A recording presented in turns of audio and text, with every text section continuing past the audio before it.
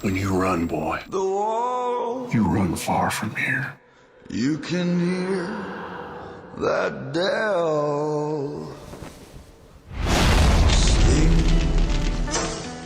Hey there. Vincent, how you doing, buddy? Thanks for coming back. Internet problems today, but I love this film with Josiah Saw, so I wanted to talk to you because I'm a big fan of the film, and thanks for joining me today. Oh no, I appreciate it, man. No worries. I get it. I've had many reasons why I was late to my publicity interviews myself. So Well, you know what Josiah saw on Shudder, something so chilling as a farmhouse for the setting of a thriller. Was that a factor in taking on this project? um I mean I didn't look at it as like, oh, this is, I mean, you know how that goes with haunted house movies and a house being a sort of character in a film.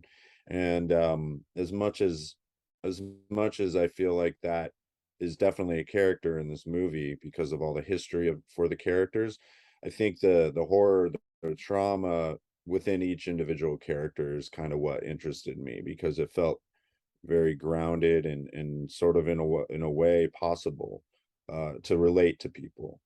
Um, it doesn't really dive into the supernatural and ghosts and monsters or any of that. It was more kind of in human nature. And what kind of family secrets are housed at this farmhouse? Is it something you can lightly touch on, or is it too much of a spoiler? Well, I think, you know, this movie is really about childhood trauma and how each person is sort of how how they are 20 something years later from the incidents that happened in that house and the things that they experienced in that house. And so, you know, I think that is something that, you know, I obviously don't want to spoil what happens Right. at the end, but it deals with very sort of intense things that God God hope people haven't, you know, people don't experience, but I unfortunately I think it is common in some ways. And And Robert, so I'm just saying, Robert Patrick, as an abusive father, I mean, he's always surprising me how talented he is, and he delivers a chilling performance.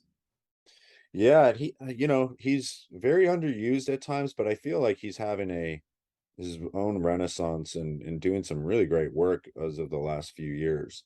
But yeah, I was always a big fan of him and Nick Stahl, and you know, growing up seeing their films, and then obviously someone like Scott Hayes coming from Child of God was somebody I was really excited to work with, um, and playing that role, the Thomas role, which is probably, in my opinion, one of the harder roles to get right. Otherwise, that movie could have, you know, the movie could crumble if he did that performance wrong, or if this movie was sort of stylized in a different way. I think it wouldn't have done us a service. And the creative decision telling the movie in chapters, was that something in the script or something that you kind of your own style? Or because I like that format. I like when it. Yeah, well, I do too, and it was definitely in the script from the beginning. It was one of the things that I very much liked, because I didn't really know where it was going as I was reading it. The and it was one of the things people, production companies or producers, when I was trying to get it made, if they brought up interjecting those chapters, I knew they really weren't right for this movie, because I definitely did not want to do that. I I don't think it was a stubborn thing, but I tried interjecting it in the script to see how it felt. It didn't work. So yeah, I was a big fan of those chapter cards in this film And particularly. I love the look of this film, Vincent. The shadows, the washed out look of it. Also, the imagery in this. Was that something that's listed in the script? I mean, there's just certain kind of, or is it a collaborative effort? Because you just have some chilling Really, I mean, moments. the writer is Robert Dilts is very he doesn't overwrite in terms of descriptions. It's not written like a novel as much as this feels like to me like a Faulkner or Cormac McCarthy novel type of story.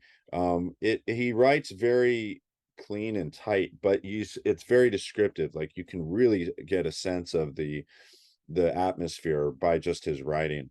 Him and I never really talked about how it would look, but when I brought on my DP, Carlos Ritter, he he's from Argentina, and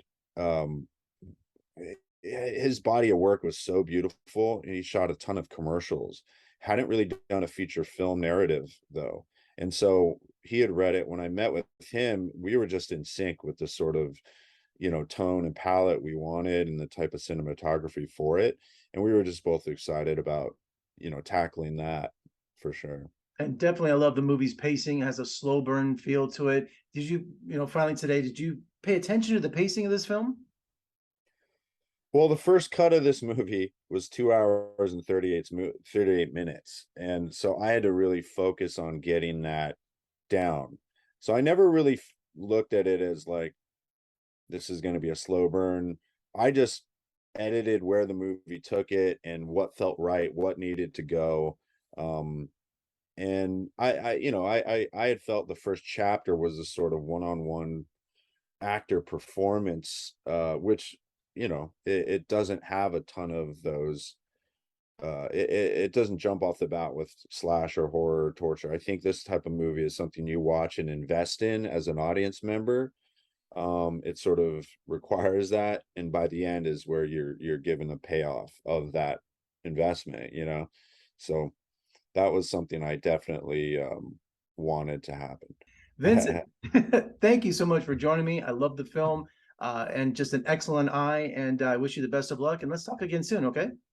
Thanks, man. I appreciate your time.